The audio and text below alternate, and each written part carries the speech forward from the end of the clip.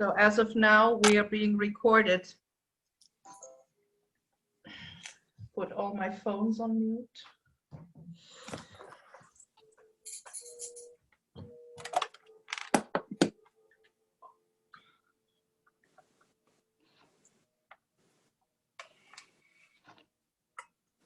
That was a good point to put the phones on mute.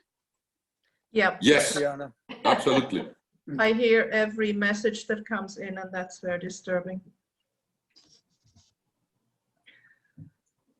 All right, we now have 13 viewers.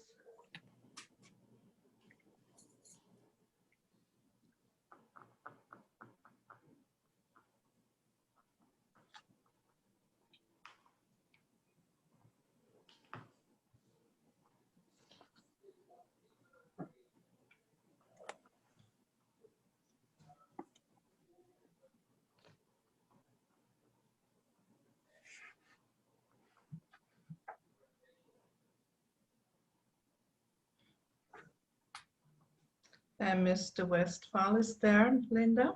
Oh, very good. Hi, Joe. I don't know whether you can hear us, but. You can write him a message. Oh, okay.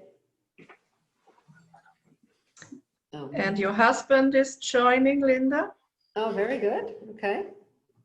Yeah, now people are trickling in at the speed of light.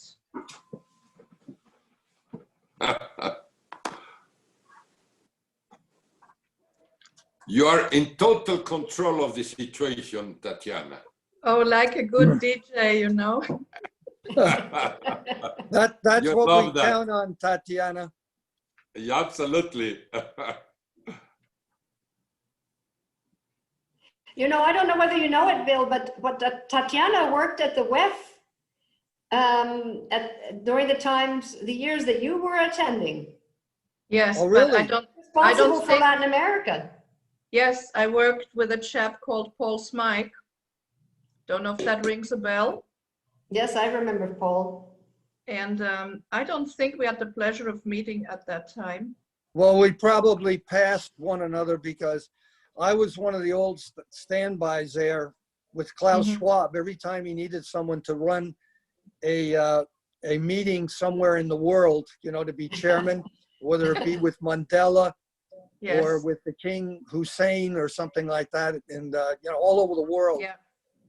I used to get these calls from at last minute and said, Bill, could you run this meeting? Because he always told me that he really made the money of the World Economic Forum, not on the big one in Davos, but on the ones he did around the world. Oh. Yes. Anyway, now he's knighted. He's Sir Klaus, right, Tatiana? Is he? Yes. I don't think so. He's Is he, knighted. Last sir? time I saw him, which is, I guess 2 years ago, because when my wife Louise became ill, I stopped going. But I must have gone there for 25 years or something, every year, as Linda knows. Linda used to pick me up at the airport. Remember, Linda? Yes, of course. How could you forget? We got caught. Yes. We got caught in snowstorms. We had to push the car. Yes, exactly. Oh yeah, we had more than one snowstorm on the first day of the WEF's annual Right. meeting. I got out there with Linda pushing the car.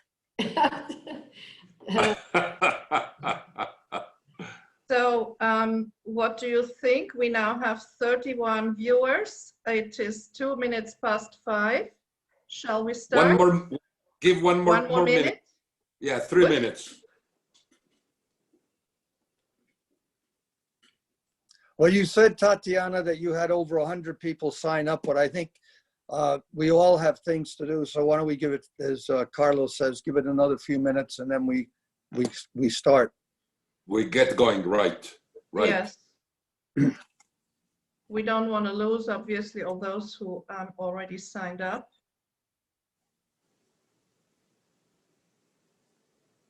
Our friend Augusto Lopez Claros is also logged on. Oh, very good.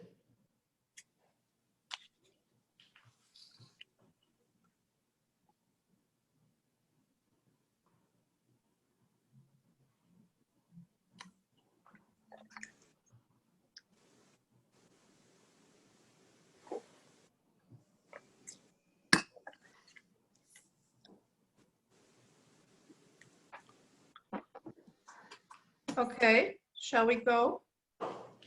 Let's start then. Hello, welcome to our webinar. My name is Tatiana Gaspar. For those who don't know me, I'm the Managing Director of the Latin American Chamber of Commerce and your host today. It's my joy and privilege to greet all our viewers from Switzerland and from across the Atlantic to our first webinar after the summer break. How to avert another lost decade for Latin America. We are very grateful to our corporate member Zurich Insurance for generously sponsoring this webinar. Our speaker today is one of the world's most respected and knowledgeable experts on international finance. It is a great honor for our chamber that he accepted to be with us and share his thoughts on the region. He is joining us from the US East Coast. A warm welcome, Mr. William Rhodes. Our moderator has been on the board of our chamber for many years. As a longtime friend of Mr. Rhodes, he immediately accepted to structure this webinar. I'm delighted that he could join us from his home in Mexico. A warm welcome, Thank you, Tatiana. Carlos Represas. Thank you, Tatiana. Pleasure to be with you. And we have a special lady from Zurich as well. I'm very pleased to welcome Linda Walker, the Vice President of our chamber. She is also a longtime friend of Mr. Rhodes and will give us a more personal and detailed introduction in a minute.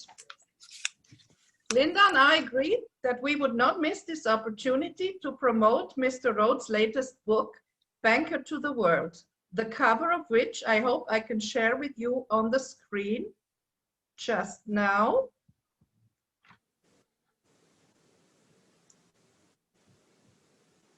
Here we go. I hope everyone can see it.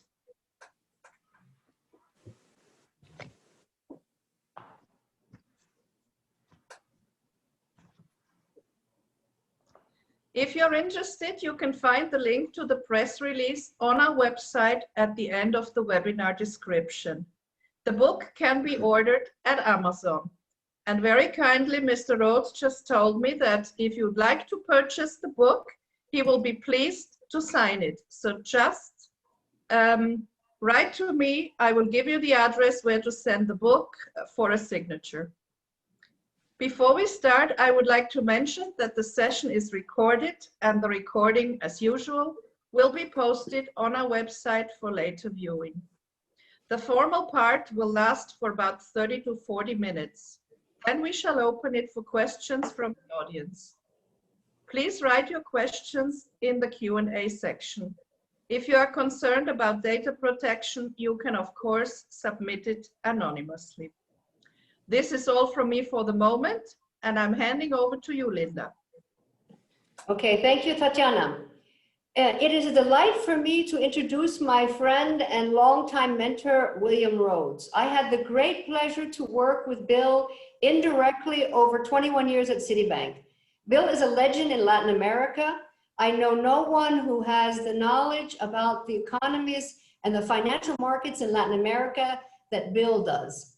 In his book, Banker to the World, that Tatiana just showed, which was published in 2011, he recounts his experiences and the lessons learned in the many years of working in the trenches in the financial markets, especially but not exclusively in Latin America.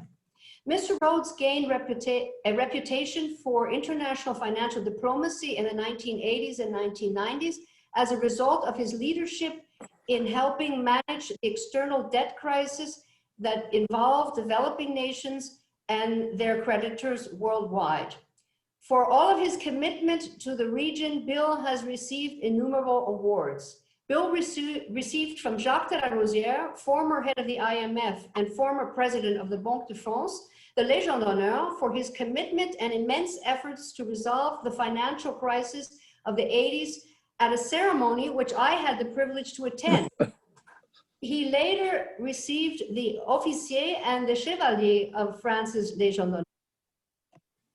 He headed the advisory committee of international banks that negotiated debt restructuring agreements for Argentina, Brazil, Iraq, Jamaica, Korea, Mexico, Nicaragua, Panama, Peru, and Uruguay. He has since served as a trusted advisor to governments, financial officials, and corporations worldwide. Bill Rhodes is president and CEO of William R. Rhodes Global Advisors, LLC, which was founded in 2010, having stepped back from full-time responsibilities with Citibank after more than 53 years with the institution. He most recently served as senior advisor, senior vice chairman, and senior international officer of Citigroup and chairman, president, and CEO of Citibank NA before his retirement in 2010.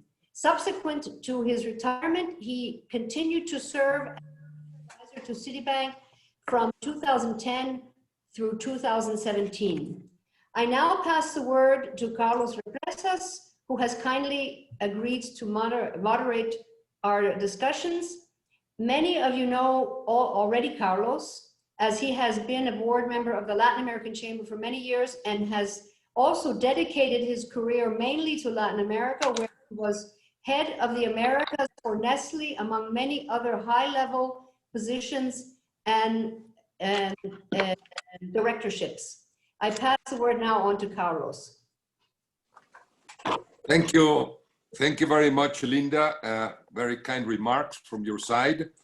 It is a privilege for me really to be a moderator in this webinar of our chamber. I have to say that I'm delighted to see Bill again and see him in great shape, I have to say. It's a pleasure, and it brings me back very nice memories of the years that we spent together at the World Economic Forum in Davos, where you always hosted the party that Citibank used to offer one of the evenings of the WEF in Davos. And I keep very nice memories of those years, Bill. And also the time that we spent in the meetings of the America Society, the Council of the Americas, that you chaired for so many years, mostly in Washington, where we were together, and last but not least, in your different visits to Mexico, when we used to meet at Citibank. So it's a pleasure, Bill, to be with you in this webinar, and on behalf of the Chamber, I thank you for your kind disposition to share with us your thoughts. And I think that we have to get into business.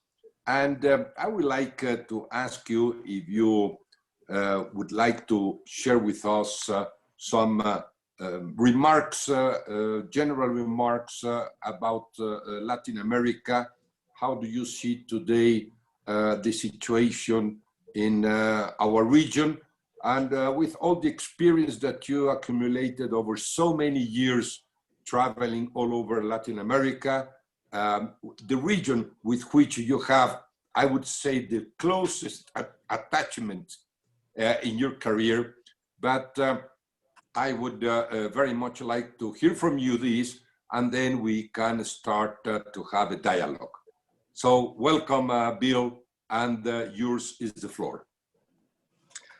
It is a great pleasure to have the opportunity to speak to in Switzerland, and especially doing so with my old friends Linda Walker and Carlos Represas. I've been asked to talk about whether Latin America and the Caribbean is facing a lost decade similar to the 1980s, and my answer here is a definitive yes, and even more so.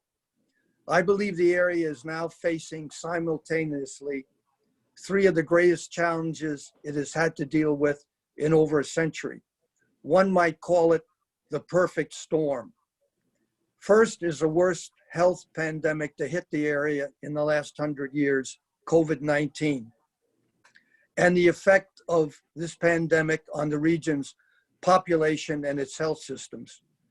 Secondly, the financial fallout from COVID-19 on the economies in the area.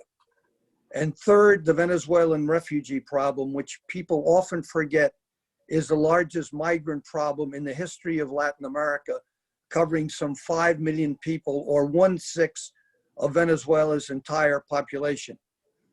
Never in Latin America's modern recorded history has the area faced three such difficult challenges at one time. According to recent forecasts of the International Fund and the World Bank, Latin America and the Caribbean will be the most impacted of all emerging market economies in the world by the COVID pandemic and its economic consequences. A recent article in the Financial Times stated that the area had become the global epicenter of the pandemic since early June, accounting for more than 40% of the COVID-19 deaths, despite having only 8% of the world's population.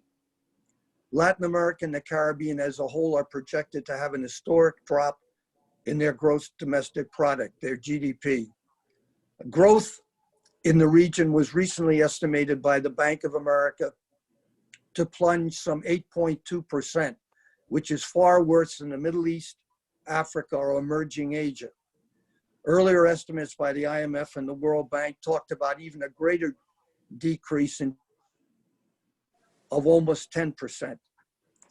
The two largest economies in the region, Brazil and Mexico, are likely to be with a direct drop in GDP, suffering the worst economic downturn since the Great Depression.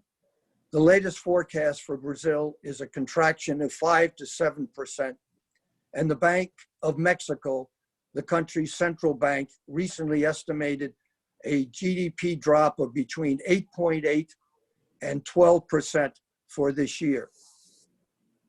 Argentina, Latin America's third largest economy, was already suffering a severe recession before COVID-19 hit, with their GDP expected to fall approximately 11.5% this year, according to a recent Citibank forecast. Peru, which over the last decade had the best growth rate in Latin America, and one has to say one of the highest of any emerging market economies in the world, has been hard hit by COVID. According to Johns Hopkins University, the pandemic is leading to a per capita death toll in the country that is the world's largest after Belgium. This has resulted in Peru having one of the world's highest drops in its economic growth rate. This would be in some area, just to give you an idea of the impact here, the drop is 30.2% year on year in the second quarter, which makes it one of the worst economic fallouts in the world for COVID. The other largest economies in the area, Colombia and Chile, are also suffering, but have lesser declines in the areas of approximately 7%. We should remember that Colombia is also struggling with accommodating the largest number of Venezuelan refugees in the area of approximately 1.5 million migrants, which adds a special burden to that country. The worst hit in negative growth comes, as we all know, from Venezuela, which is estimated to have a negative growth rate of at least 28% this year, and many people feel that is optimistic, under President Maduro's repressive political and economic management. Venezuela is also suffering from one of the highest inflation rates in the world. It changes by the day, but I think only maybe one country in Africa has a higher inflation rate than Venezuela. And the value of the local currency, the Bolivar, has basically collapsed. We should remember that Latin America is an area where 10 years ago, the head of the Inter-American Development Bank, Luis Alberto Moreno, predicted that the 2010s would be the decade of Latin America and the Caribbean. He often said that in the opening of his speeches. However, I would say all is not lost here, because this may present an opportunity for the governments in Latin America to institute much needed economic structural reform, but also reforms in the areas of health, human services, and education, which are long overdue in the area. And this is in addition to the need to put continued emphasis on institution building that could be a way for a renewal of Latin America over the coming decade. Additionally, on the trade side, serious consideration should be to link the trade pacts of Mercosur and the Pacific Alliance to create one of the world's great trading blocs. I'd like to end, Carlos, by basically an expression that I think reflects the crisis opportunity, which is weiji, which is Mandarin for crisis opportunity. And I think that this terrible situation that exists in Latin America today, hopefully could lay the groundwork for renewal, which Latin America desperately needs. So with that, I will pass it on to you for questions and to the audience. Thank you very much. Many, many thanks, Bill, for this very clear, very direct message that you give to us on your views of Latin America.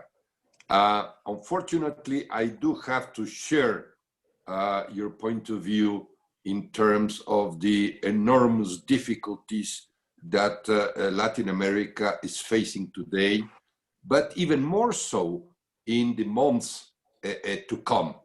I agree with you that we are really in the face of a potential lost decade, and that there is a tremendous work to be done in our Latin American countries to avoid this situation. By the way, you must have read last week the Financial Times, where there was an article of two very good friends of yours, Guillermo Ortiz, who was governor of the Banco de Mexico, and Arminio Fraga, who was president of the Banco Central do Brasil. And they both, in their article, state clearly, and I quote, Latin America is set to suffer its greatest economic collapse in a century, unquote. So this confirms on the view of these distinguished fellows, your opinion about the problems that we are facing. Certainly, you brought the good association between the health problem that we face, the sanitary problem, the pandemic that is affecting very strongly our region, and the economic consequences of this crisis.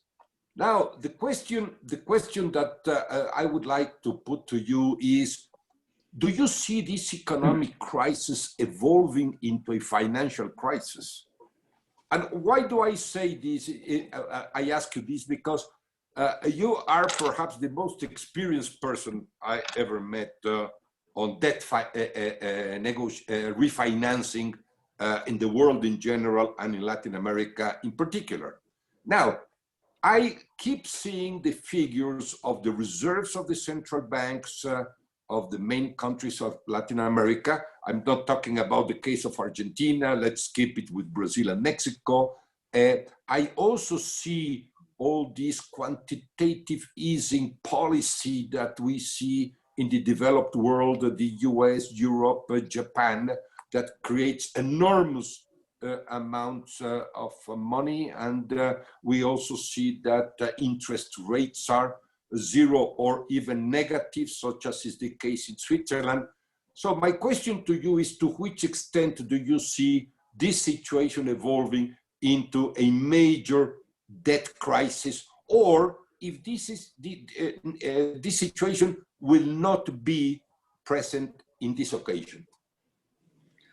Thank you very much, Carlos. I think it's a very good question because you already had several of the countries having major debt problems before this hit.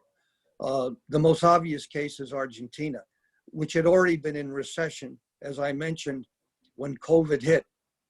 I want to be somewhat optimistic there because Argentina is in the process of finalizing a new debt agreement. If they can bring that off, that'll take some pressure off the country in the sense of trying to put in some structural reforms. Martin Guzman, who's the finance minister, I think is doing a good job. I'm prejudiced somewhat because he received his doctorate from Brown University, where I graduated, and he got his doctorate doing the William R. Rhodes dissertation. So obviously I have to be a fan, but he was also an assistant to a Nobel Prize winner, Joe Stiglitz from Columbia. And I think this will open an opportunity once they can put this debt situation behind them to start instituting some of the structural reforms they need. Fortunately, in the case of Argentina, they had a good health system historically, which I think will help them through this COVID crisis. And then Ecuador was a difficult situation even before this hit. And Lenin Moreno came in with Richard Martinez as finance minister and inherited a terrible mess from the previous president, Correa, who had overborrowed tremendously. And they have been doing yeoman's work and trying to turn it around. Correa borrowed tremendous amounts from China, and they had to restructure. And they've just completed a restructuring with an International Monetary Fund agreement, which I think could lay the basis for the country to be going back. Now, Argentina is in the process of renegotiating its agreement with the IMF. And of course, I think one of the things that people need to keep in mind is that the largest amount of money the IMF have ever put out to one country was to Argentina. And they've just gone on their latest debt restructuring agreement, as I mentioned. But in the meantime, they went into their 9th default, which I think is historic even in Latin America. So I think your point about the problems of debt restructuring, the fallout here is a real one. And, we have to also look at Venezuela, because at some point in time, they're going to have to restructure their debt, which is multitudinous. The sad case in Latin America, even before the COVID crisis, is what's going on in Venezuela, which when I lived there many years ago, was the top economy in Latin America and had one of the best health systems, which is completely collapsed. Inflation is going through the roof. Growth seems to be bottomless, and of course you have the question of the refugee crisis, which I mentioned earlier.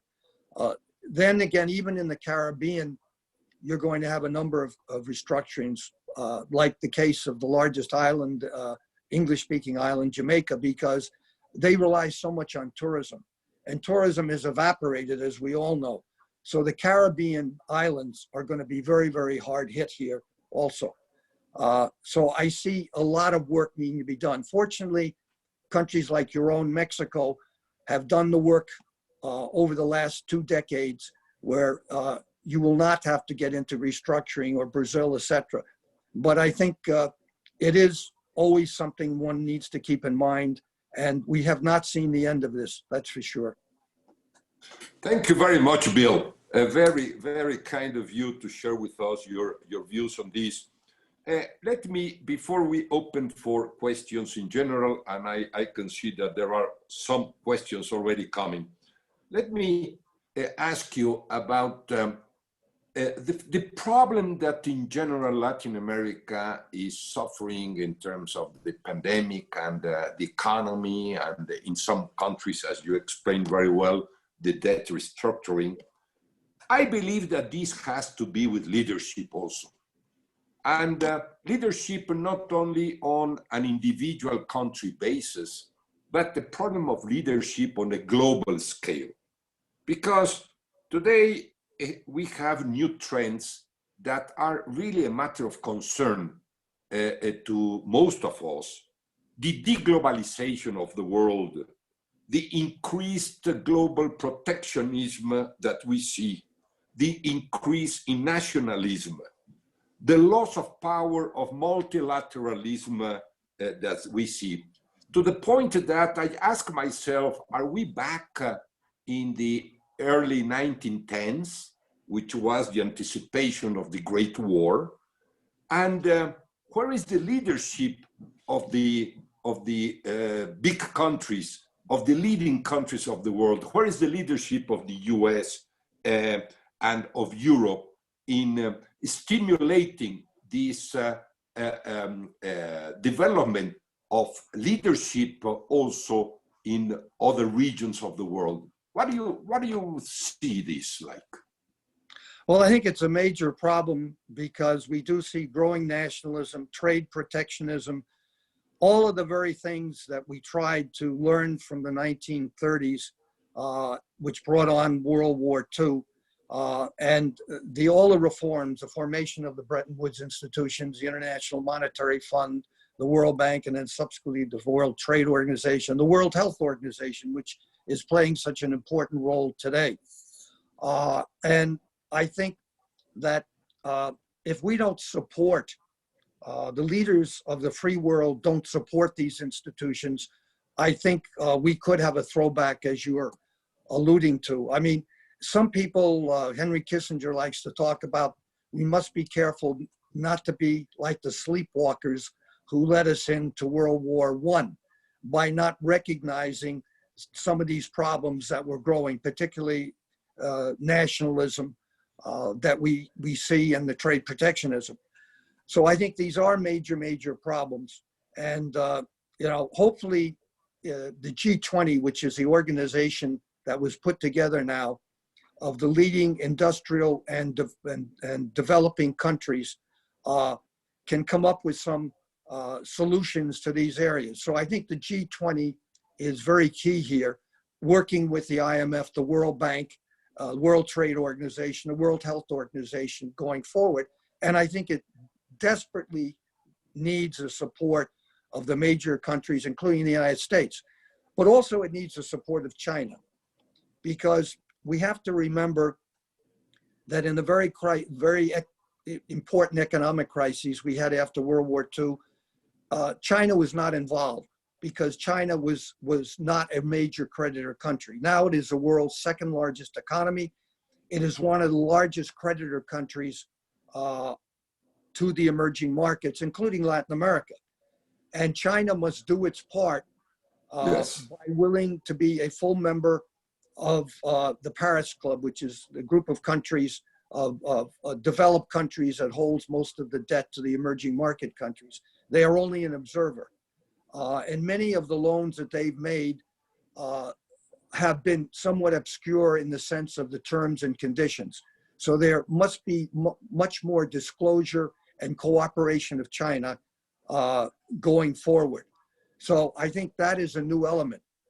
But we should remember, in fairness to the Chinese, that in 2008, they poured close to $900 billion into infrastructure and purchase of commodities, a lot from Latin America, which kept Latin America from suffering as much as it might have in the Great Recession. And so the Chinese have the ability, they have the size of economy to be productive and helpful to Latin America. What we have to see is, will they? Remember, the United States is no longer the lead trade partner of the largest country in Latin America, Brazil. China is. Right. And Right. that gives you an idea of the dimensions we're talking about here. Absolutely. I share your opinion on this, Bill, with concern, I have to say, because being a Latin American by heart and by origin myself, I have to say that I see with great concern the quality of leadership that we have been developing in the region. And I see that the interest of the leading countries of the world in the investment, mostly in education in our region, has created the problem that we have a very low quality of leadership. And as a consequence of that, well, our people with very low levels of education and our education systems mostly dominated by the unions of teachers and professors that we have all over the region, they do not create people that selects good leaders and that elects good leaders, but on the contrary, we see a very low quality of, you may be football players and actors and TV personalities, etc., or shows. Those are the ones being elected to direct the destiny of our countries. And I see that with great concern, because at the end, you know very well that nothing replaces leadership. And good leadership is what has brought most of the leading countries of the world today to the place where they are. And many of them are also suffering of this leadership problem. But I have to say that in general, looking at Latin America, it's very difficult to find a good leadership today in the region. So thank you very much for your comments. And I would like now to pass the word to Tatiana. I can see that you already have some questions there, Tatiana. Why don't you start putting some of those to Bill, and if necessary, I come back. Thank you. Tatiana, we don't see Bill any longer. I know. I just was going to say, it seems like Mr. Rhodes has been disconnected. Wow. But I'm sure he will reconnect in a minute. This happens. I mean, we are doing a transatlantic webinar here, so anything can happen, as we know. While we, There he is. He's reconnecting. Here we go, Mr. Rhodes. Can you see and hear us? You are still on mute. Yes. You're on mute. You're on mute. Can you unmute?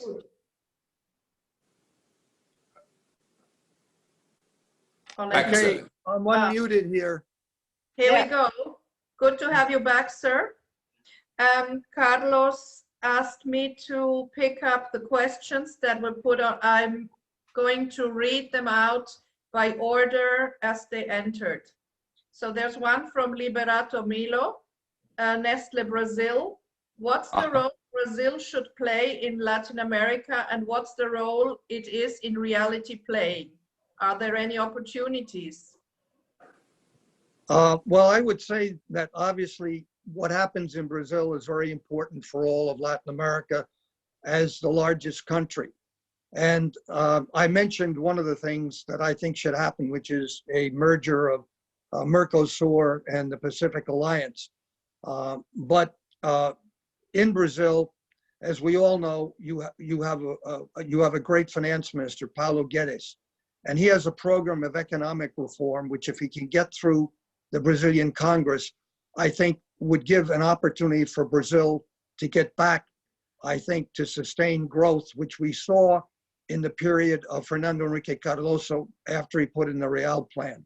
So hopefully, Paulo Guedes will continue to have the support of President Bolsonaro, and he can get his reforms through, particularly tax reform, among other things, through the Brazilian Congress.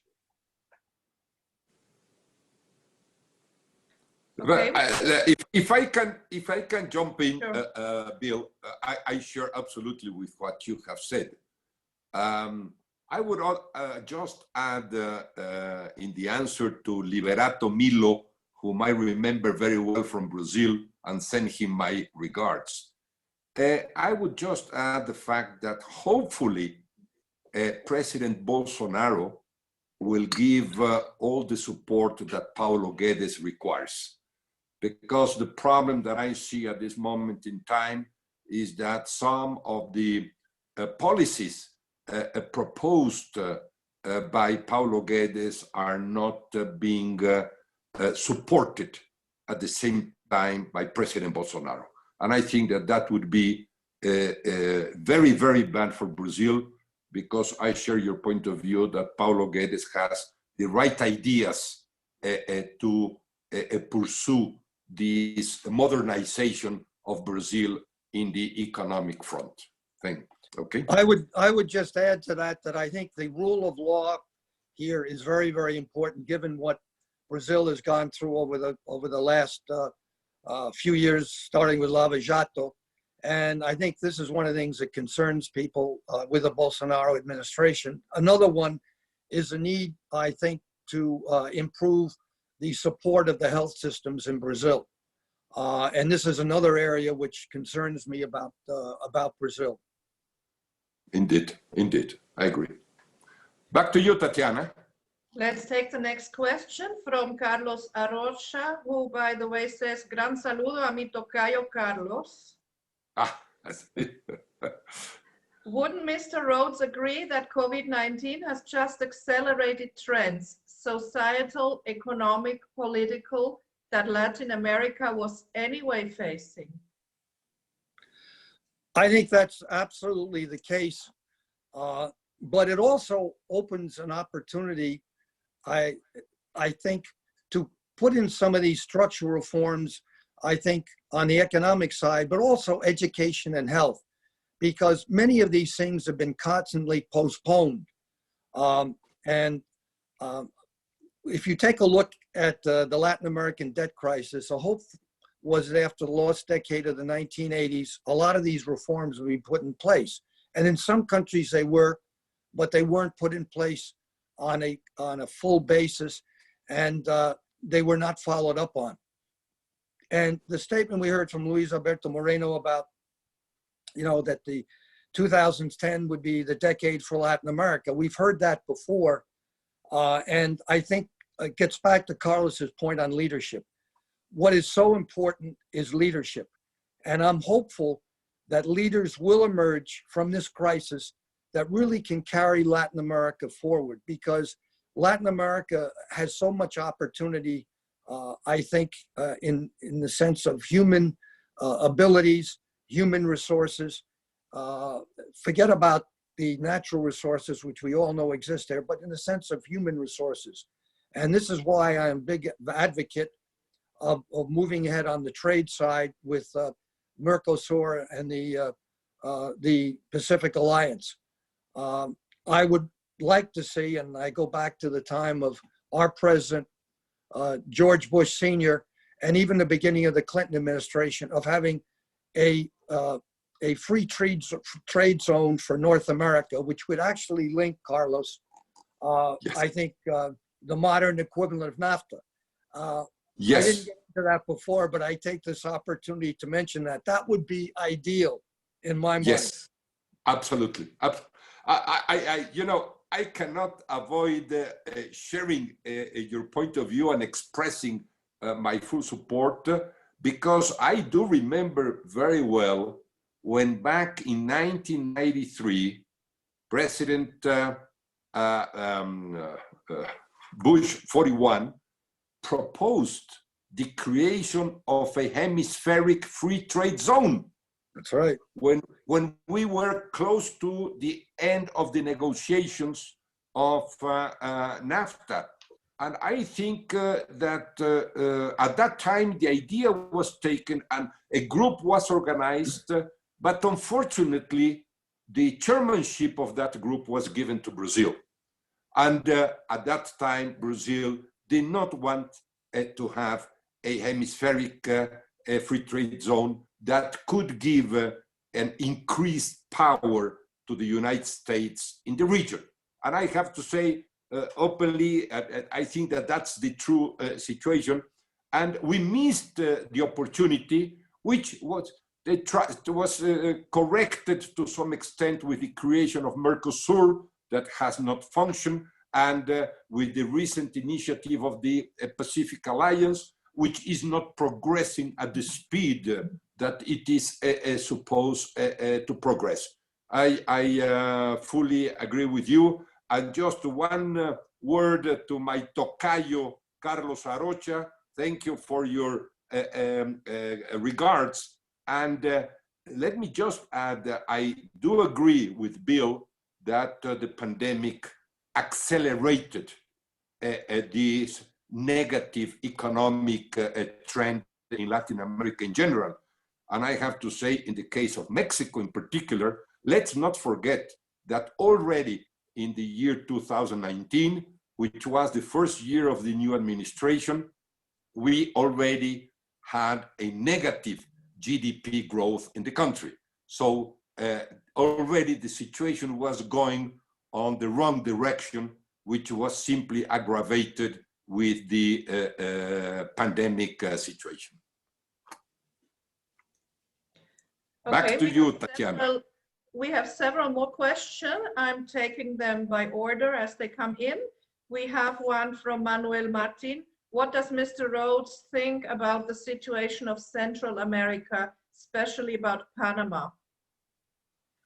Well, I think that's a good question because we have not discussed Central America, which is very, very important, I think, to all of Latin America, but particularly to Mexico and the United States. And I think in Panama, one of the things that I look on positively was the enlargement of the canal, but that has been affected by the world, trade problems that we're seeing. But I think Panama has a lot of going for it in its central position, and I think world trade will come back, and I think that Panama will benefit from it very much. I think in the rest of Central America, we have some real problems. Costa Rica is doing well, as it always does. You have the big problems in countries like Honduras and Guatemala, not only on the question of the economy, but also with the drug cartels that are dealing there and the areas of corruption. And we see that in El Salvador also. So I think it's a very, very, very difficult period for Central America in general. But I think that the biggest opportunities areas I see there are Panama and Costa Rica.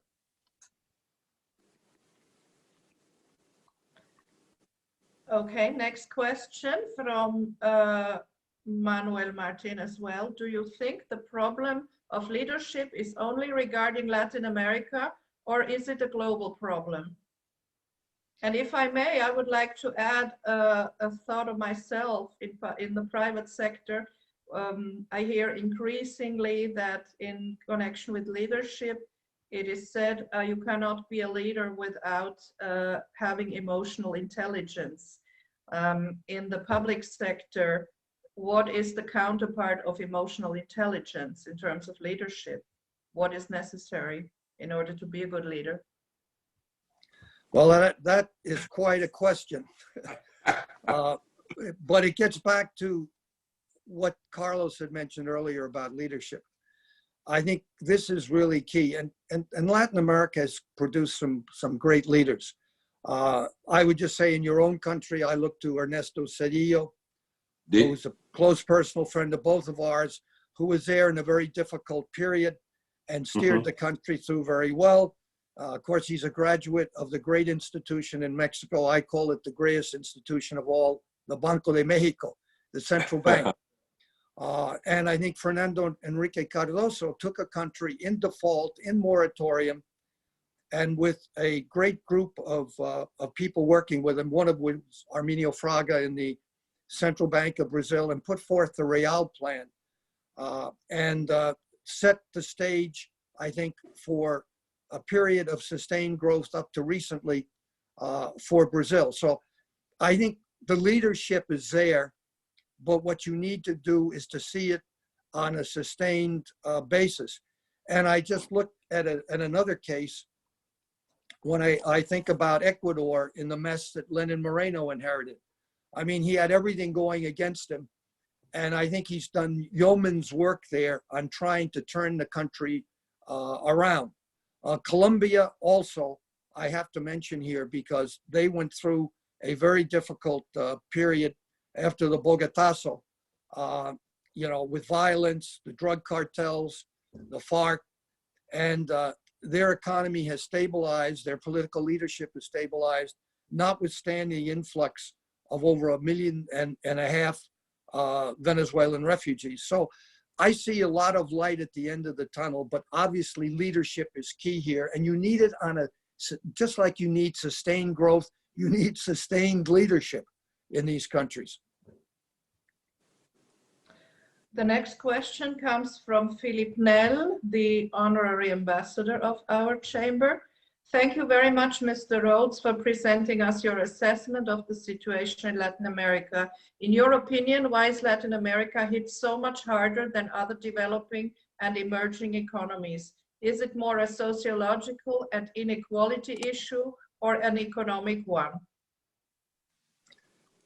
Well, I think social inequality is a point that we haven't spent a lot of time on, which I think is very, very important. And that goes along with education and healthcare systems. If you want to really bring up the population as it should be, because one of the reasons that you have so much migration out of Latin America to the United States and elsewhere is because a lot of the population doesn't see opportunities in their own countries, because not enough importance has been put on the area of education and health. Also, very important is the rule of law, because if you're going to have sustained growth over time and you want to have structural reforms that bring the countries forward, you must have the rule of law on a consistent basis. I think all of those have to be put together. And I'm hopeful this time that the leadership of Latin America, which we just talked about, takes this opportunity to do so, because Latin America has so much potential going forward. I mean, you have in Latin America, you have two of the largest developing countries in the world, Brazil and Mexico. You have the largest market in the world potentially here in the United States. And so I think there's a lot of potential, but it really gets down to advancing programs on education, healthcare, and making sure there's institutionalized rule of law. Because if you don't have the rule of law, you're not going to get investment in a country. And I'm not just talking about foreign investment, I'm talking about domestic investment. Because domestic investors are key. Because when foreign investors take a look to invest in a country, they all want to know, are domestic investors, local investors investing? So I think that these are key elements to get the private sector to invest, both domestic and international. Bill, let me jump in to share with you this view on this difficult situation for Latin America on the question of Philip Nell, because I think that we have to be a little bit careful with the argument of inequality in Latin America as the main cause for the difficulties that the region is facing. I would be a little bit careful, because this statement of the most unequal region in the world made by an old vice president of the United States, I do not think that it stands by itself. I see in Africa, I see in some places in Asia, and I see in some regions, also in big countries in the world, that the inequality is as big or even worse than in Latin America. As a matter of fact, when we saw a year ago, a little over a year ago, the social uprising in Chile, that was difficult to understand by most of us, since Chile, no doubt, is the most equal society of Latin America. And then how is it possible that we attribute this problem in Chile to the lack of equality? I don't think that that is the problem. I go back to the principle of leadership, whose basis is education. You can only elect good leaders if you have a good education. And otherwise, the election of the leaders in Latin America will again go back to populists or go back to extremists that simply buy on the ideals of people for the improvement in their situation or in their country or in their group. And I think that it's a very complex situation, because let's not forget, and I was very pleased that you brought in your opening remarks the case of Venezuela. This was something that I had a discussion with a past undersecretary of the Western Hemisphere in Washington in the Department of State, when I discussed with him about the situation that we will solve the problem with more democracy, as he stated to me. And I said, well, that I don't see things as easy as that, because let's not forget that the oldest democracy of Latin America was Venezuela. If you leave aside Costa Rica and Uruguay, two smaller countries in our region that have had a democratic system for many, many years or decades, apart from those, the oldest democracy in Latin America was Venezuela, since the fall of Marco Pérez Jiménez and since the arrival of Rómulo Betancourt. They had two political parties that alternate power. And I also lived in Venezuela for many years. And what happens? What did democracy brought to Venezuela? Well, democracy brought Chavez to Venezuela, because it was the mistakes of Rafael Caldera and the mistakes of his predecessor, Carlos Pérez, that opened the opportunity for the election of Chavez in Venezuela. So I think that we have to be a little bit careful with a simple situations like a situation of inequality. I think that the fundamental issue in Latin America boils down to the low level of education that we have had and the big increase in the population growth that we have had in the region. And I think that these two elements, in addition to the one that you pointed out very well at the end, which is the lack of the rule of law, these are the elements that have created the situation that we are facing in Latin America. Sorry for my extended intervention, but I feel a little bit passionate about it. I would just add to that, Carlos, the whole area, having lived in Venezuela during that period of Carlos Andrés Pérez and Rafael Caldera, and as a young guy with Rómulo Betancourt, one of the problems that you face in countries, not just in Latin America, but in emerging Asia, the Middle East, and Africa, which is they are all facing similar problems that Latin America is facing, is this whole area of corruption. And this goes hand in hand with the rule of law. And I think that this is something that we must take into account, and they work together. The rule of law, education are all structural reforms you have to have on a sustained, consistent basis. And I think the biggest problem I've seen in Latin America is not that they are not reformists. I named two of them as an example, but you need to do this on a sustained basis, and you can never give up. And that's what you get into institution building.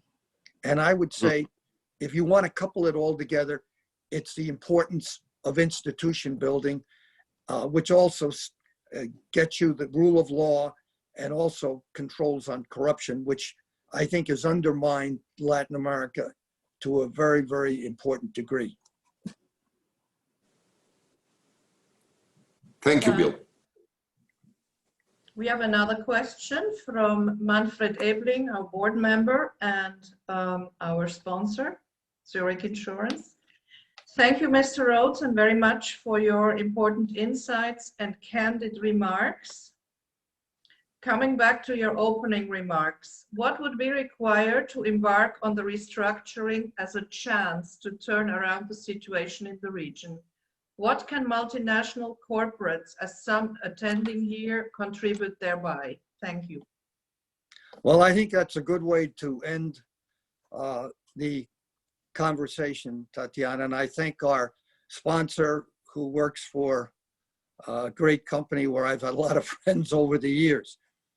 And I think that right now, Latin America has an opportunity, as I said, to install some of these reforms with the proper leadership, but you need financial support. And I think it's very important that the International Monetary Fund, which is already playing a key role in Latin America, helping out a lot of these countries, and the World Bank get sufficient finance. And one of the things is the special drawing rights increase in capital for the IMF needs to be approved. The United States has not been cooperative. The regional development banks like the Inter-American Development Bank, CAF, etc., have to step up here to support the reform efforts that I think need to come. And I think if you see that and domestic investors decide to bring their money back to these countries or to keep it there and not to take it out, that'll be an incentive for foreign companies to invest. And let's face it, employment is very, very important in these countries. And you need both the private sector and the official sector working together in this. So I am hopeful that the leadership will see these problems as opportunities to correct. I am basically an optimist because I've seen Latin America through its upsides and downsides, but I've never lost faith. And I think that we saw some reforms coming out of the Latin American debt crisis, but they weren't on a sustained basis. And that's what you really need. But not enough emphasis was put on, I think, the area of education, as Carlos mentioned, and I've mentioned now, healthcare, and I think the rule of law. These are all very important. And if you have institutions in the country, I use, since Carlos is here, the Banco de Mexico, Mexican Central Bank, I think as an example of institutions that really make a difference in a country. I think the Central Bank of Brazil is very important, and the central banks in a number of these countries are, but you need to give them the empowerment there, and you need to have other institutions follow that. So the people really believe in their country, believe in their economy, and will be prepared to invest in it. Great note for closing this meeting. And I would like to ask, unless you have anything to say, Tatiana, but I would like to have Linda doing the closing of the meeting. Oh, actually, we have that already settled, Carlos. I just wanted to ask Mr. Rhodes if we have time for one more question, which is a bit different from all the others. I know you are on a tight schedule. It's morning and you have other things to do still during your day, but do you have a couple minutes for one more question? I will certainly try, Tatiana. You're very persuasive. It's from Mr. Joseph Westphal. William, if you were asked by President-elect Joe Biden for advice on what priority actions are important for his administration to develop towards Latin America, Carlos, if he asked you to advise him on US-Mexico relations, what would you tell him? Well, I think we're going to have a very, first of all, let me say, I think we're going to have a very close election in the United States, closer than most people think. I know both candidates. I think since this was directed to me about Joe Biden, I think that he would certainly support an increase in funding for the international financial institutions, be it the IMF, World Bank, or the Inter-American Development Bank. And I forgot to mention a very important institution, which is CAF, which has its domicile officially in Caracas, although I think it's managed out of Peru today, which has been very helpful in funding a lot of worthwhile enterprises and initiatives in Latin America.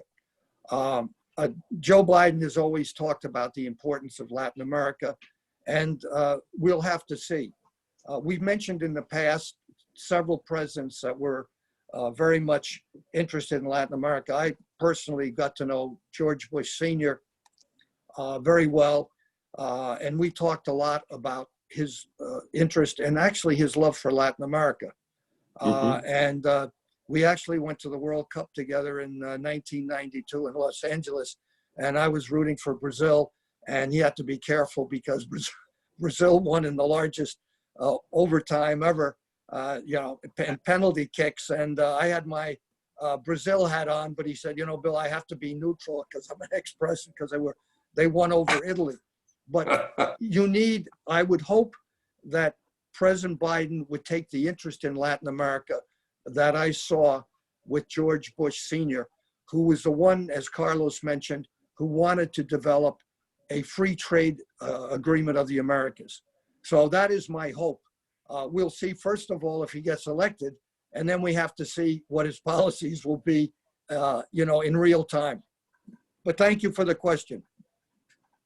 Very good. Well, since you put the question also to me, I have to say, just like Bill said, first of all, I don't know if Biden is going to be elected, but if Biden is elected, or if President Trump is reelected, in both cases, if I would have to recommend something for Latin America, I would make two recommendations.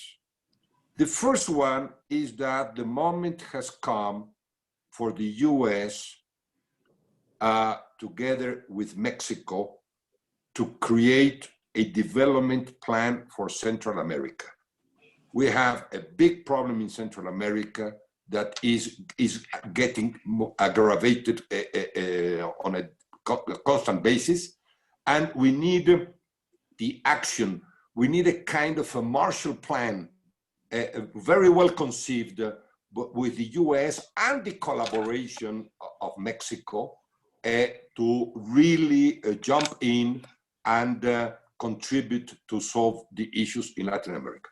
Point number two, I would open up the possibility for the US corporations that are deciding to relocate their Asian operations to give a special treatment to Latin America on that opportunity. I think that the US owes it to the region, to the hemisphere, to give a special support. And one of the best ways to do it is, and I share the opinion of Bill, that nothing replaces private investment, no matter how many resources governments can bring into the picture. But if we can really mobilize private investment into Latin America, that would be a big solution to the problem. Those are my comments. I would just add in, Tatiana, that I think Carlos's thoughts about having sort of a Marshall Plan situation for Central America is correct. I worked on the Central American Free Trade Agreement when I was chairman of the Council of the Americas with the U.S. government. Unfortunately, it didn't work out as well as we thought. But I think one of the reasons was you didn't have Mexico involved. And I think having Mexico involved, and I would add one other country, I think it's very important because they border on it, Colombia. I would say that you would need to support also Mexico, the United States, and Colombia. And you, with that, to get the support of the international financial institutions to put up some money to support something like a Marshall Plan. So I think if you could get that all together, and I think it's so important because some of these countries, I mentioned several before, have real problems with drugs, violence, and they're not getting investment. And what happens? They move, and they move first to Mexico, and then from Mexico to the United States. So it's a major problem, not only for Mexico, but for the United States. It's a combined problem. And the way to do that is to go to the source, which is to divide, rather than divide and conquer type situation, which we've seen sometimes with the United States and Mexico, which is to get the support to bring industry and investment into these countries, improve education and health, so that people don't want to leave Central America and go to Mexico and the United States. They want to stay in their own country. So I fully agree with that idea. And I fully support, Bill, your proposal to include Colombia on that Marshall Plan movement. We should do an op-ed on this, Carlos. Absolutely. Very good. Thank you. Linda, would you like to have a closing remark before I end the webinar?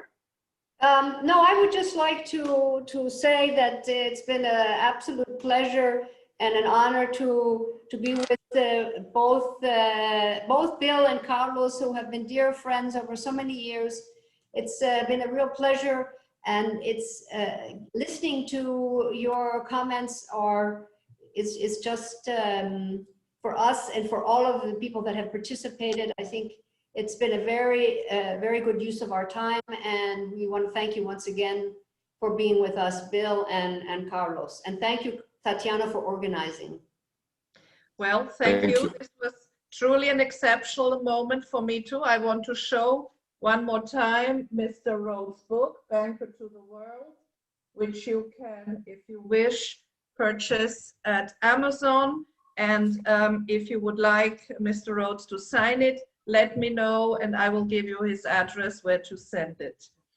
And I would like to thank Mr. Rhodes for sharing with us his in-depth views and his thorough analysis on the reality in Latin America. This was really a very nice treat we had. Thank you, sir. Well, thank you, Tatiana, for doing such a great job in moderating this.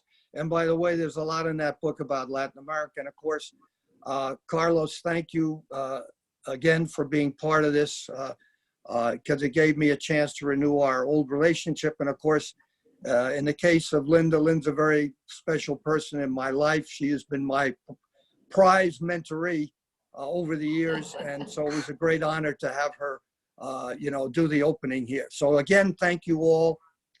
And I enjoyed it a lot. Let's hope our participants did. Yeah, well, many thanks from me to Carlos also for your competent moderation, and to Linda for the initiative to organize this webinar. I think it was really a very successful one we had today. And our great appreciation and thanks, of course, once again goes to our sponsor, Zurich Insurance. Dear viewers, we hope that you have appreciated this discussion. Thank you for connecting with us again. As mentioned before, the recording will be posted on our website shortly. We hope that you will join us again on another opportunity soon. Meanwhile, wherever you are, keep safe and healthy. All the best and see you soon. Bye. Bye. Bye-bye. Thank you. Bye. All the Bye best. bye. All the best. All the best. Saludos y gracias. Saludos y gracias. Gracias a ti.